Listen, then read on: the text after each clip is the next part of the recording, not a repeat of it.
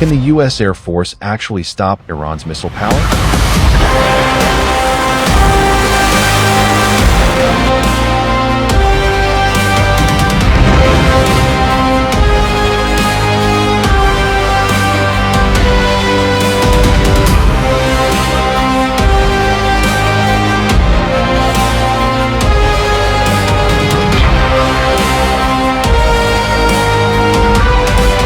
In this documentary, we will step-by-step examine whether the U.S. truly succeeded in halting Iran's missile program. To answer this question, we must address 4 key questions. Can Iran's missiles actually reach U.S. bases? Why did America enter this war? Were the U.S. airstrikes successful? How powerful is Iran in reality? Now, to answer these 4 questions, let's first see where the story really began. The Pentagon announced in April 2026 that Iran's missile program had been effectively neutralized. But what happened on the ground told a very different story.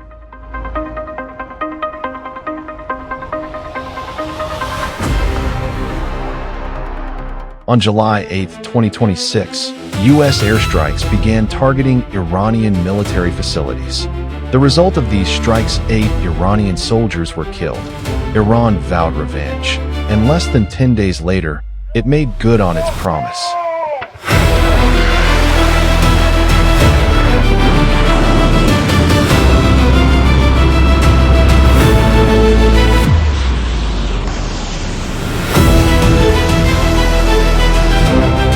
On July 17, 2026, Iran launched ballistic missiles and suicide drones at the Mafaq Salty Air Base in Jordan.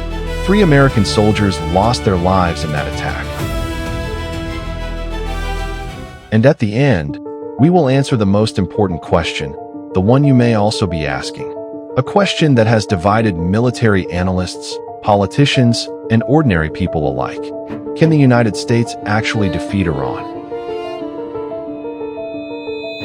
Can Iran actually strike U.S. military bases? Well, I'll give you the answer without wasting your time, but you have to promise me you'll watch the video until the end. Because it's important to me that you don't miss this part. At the end of the video, I'll reveal the secret of Iran's power and tell you exactly how Iran has managed to resist so strongly. Now let's get to the answer of this question. Yes, Iran has done this multiple times. One of the most controversial recent Iranian attacks was the strike on the Mafaq Salty Air Base in Jordan, an attack that sent 3 American soldiers to their deaths. But this attack didn't happen overnight. 10 days earlier, on July 8th, U.S. fighter jets carried out widespread airstrikes against Iranian military facilities in the provinces of Hormuz and Bushehr. The result of these strikes, 8 Iranian soldiers were killed. The Iranian army called these strikes a criminal act of aggression and vowed revenge. And less than 10 days later, Iran made good on that promise. The Islamic Revolutionary Guard Corps announced that the Mafaq Salta base had been targeted because it was being used to launch attacks on Iran. The U.S. Department of Defense also described the strike as a hostile act by Iran. Now, you might be wondering, with all that military budget, how can the U.S. not defend itself against Iran's missiles? The answer comes down to 3 words: cheap, fast, and unpredictable. Cheap means Iran can produce dozens of missiles at minimal cost. In contrast, U.S. defense systems like Patriot must spend millions of dollars to intercept each Iranian missile. This means Iran, through economic warfare, is draining U.S. defense capabilities. Fast means Iran's missiles use solid fuel and can be launched within minutes. This leaves very little reaction time for defense systems. And unpredictable means Iran's missiles, like the Sejal-2, are equipped with MARV technology. Their warheads, after re-entering the atmosphere, can change course. Zigzag movements and sudden path shifts make it impossible for the Patriot system to calculate the point of impact. That's why they're called dancing missiles. So, despite an 89-fold difference in military budgets, Iran has managed to break through U.S. defenses using a combination of low cost, speed, and unpredictability. Now let's move on to the second question. Why did the U.S. enter this war? Why did America attack Iran? The answer is not simple, but instead of giving just one answer, let us examine this story like a political mystery. But before we get to that, I'm still keeping my promise, so stay with us until the end. I promise you that the information I'm giving you has not been shared by any media, or if it has, it's been just a brief headline, not a real analysis. Now let's solve this mystery step by step. The first mystery: Iran helped the United States in the 2003 war against Iraq. Yes, you heard that right. Iran provided intelligence to the US to help overthrow Saddam Hussein's regime. But this cooperation turned into hostility almost overnight.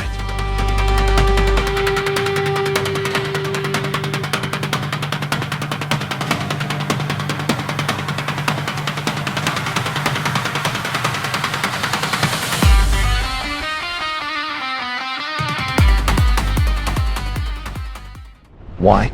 Because instead of remaining a submissive ally, Iran decided to become an independent player in the region. The US sees the region as its own backyard. Iran, as the only actor making decisions independent of Washington, is seen as a threat to this pre-established order. In truth, the US dislikes Iran not for what it has done, but for the freedom it has chosen for itself.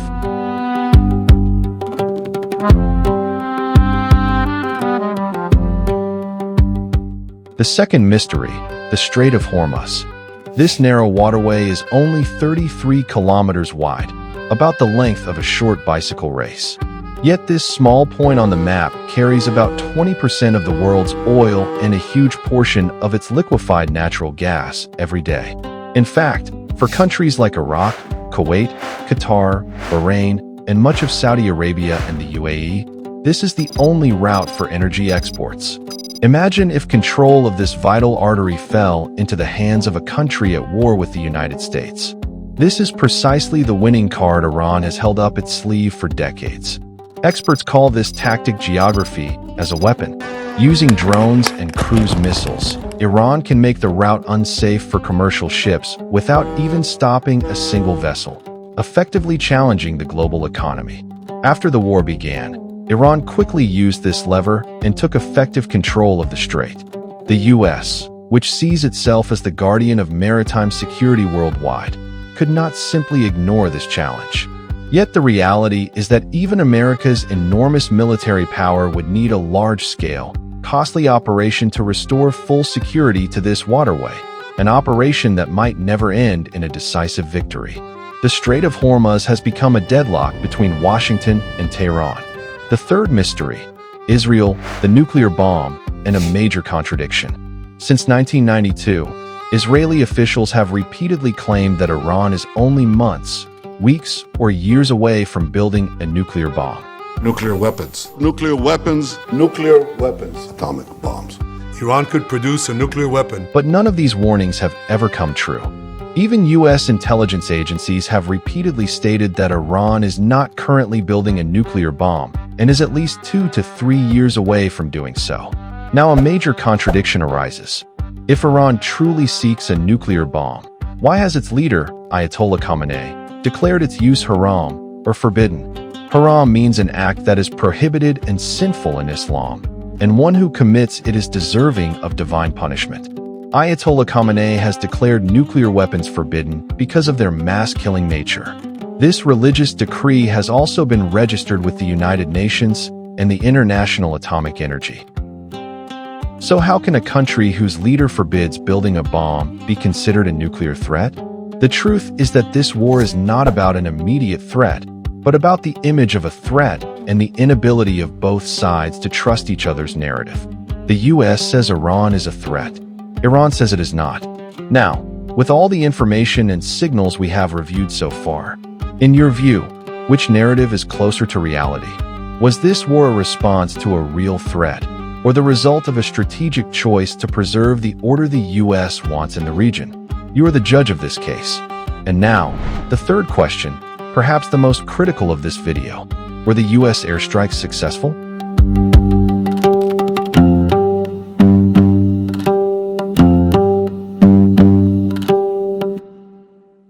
Did America really destroy Iran's missile program? The Pentagon announced in April 2026 that Iran's missile program had been effectively destroyed. Donald Trump, The US president at the time also repeatedly claimed that Iran's Air Force and Navy had been completely annihilated. But classified assessments by US intelligence agencies paint a very different picture. According to documents leaked to the New York Times and the Washington Post, Iran has still retained about 70% of its missiles and key facilities. The New York Times reported that Iran has regained access to 90% of its underground missile facilities. David Pine, a former U.S. Army officer who still maintains contacts with sources in the Pentagon and intelligence agencies, said in an interview with ABNA News Agency that the Pentagon's claim was nothing more than a propaganda victory. According to Pine, Iran has also managed to preserve 70% of its ballistic and cruise missiles, 2/3 of its Air Force, and 91% of its anti-ship missile bases. These assessments were not limited to American officials. According to a report in the Wall Street Journal, which cited satellite imagery and statements from Israeli military officials, Iran has been rebuilding its military facilities at a faster pace than expected. Ran Kochav, a former commander of Israel's air and missile defense, told the Wall Street Journal that Iran has remarkable industrial and reconstruction capabilities and has even replenished its missile stockpiles. But why, despite such extensive strikes, has Iran been able to maintain so much of its capability? According to published reports, one of the main reasons is a shortage of bunker-busting bombs in the U.S. arsenal. The New York Times reported that the Pentagon faced a shortage of bombs specifically designed to penetrate underground facilities, and as a result, instead of destroying them outright, it decided to block the entrances to many of these tunnels. Satellite images also show that Iran is quickly rebuilding these entrances. In the Kangavar region of western Iran, images from March 2026 showed 2 tunnel openings and the road leading to them damaged by airstrikes. But just weeks later, new images showed a freshly paved road leading to the tunnel entrance, and that entrance had been reopened. However, Pentagon officials insist that the airstrikes have severely degraded Iran's operational capability and put many of its key facilities out of action.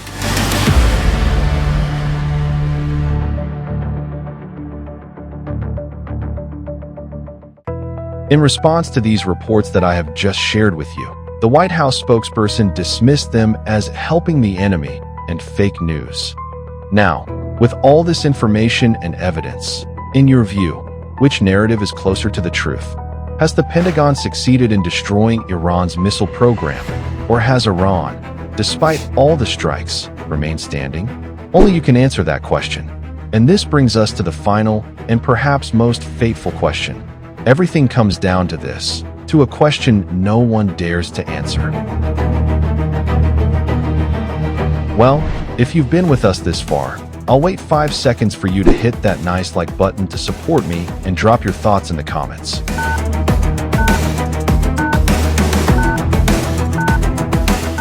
Now let's move on to the final and most important question. How powerful is Iran in reality? Powerful enough to challenge superpowers and still remain standing?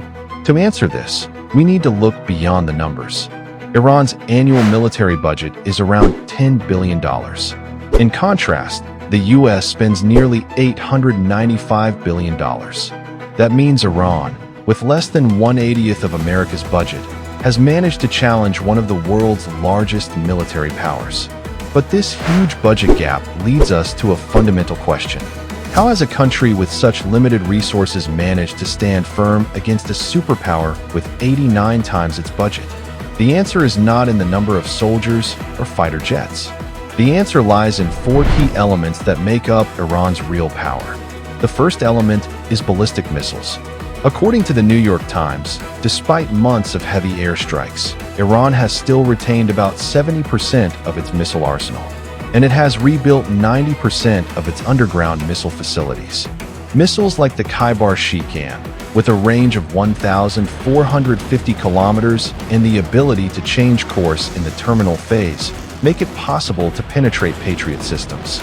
But these missiles are not just weapons, they are also tools for economic warfare. Why? Because each Iranian missile costs only tens of thousands of dollars, while each Patriot missile fired to intercept it costs millions. And this is exactly what turns economic warfare into Iran's second element of power. With far less cost, Iran challenges America's billion-dollar defense systems and drains its defensive capacity. The third element of Iran's power is something that cannot be built, bought, or replaced by missiles, and that is its geography.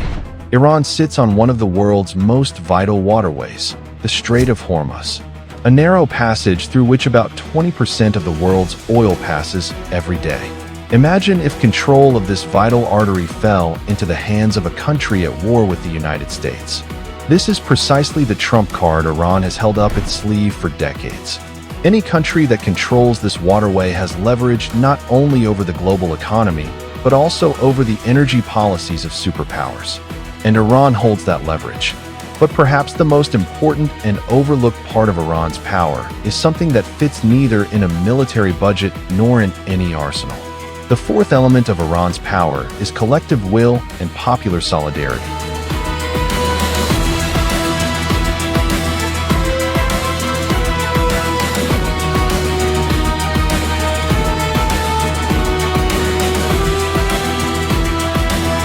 Iran's population is about 90 million. Of these, about 25 million are under 18.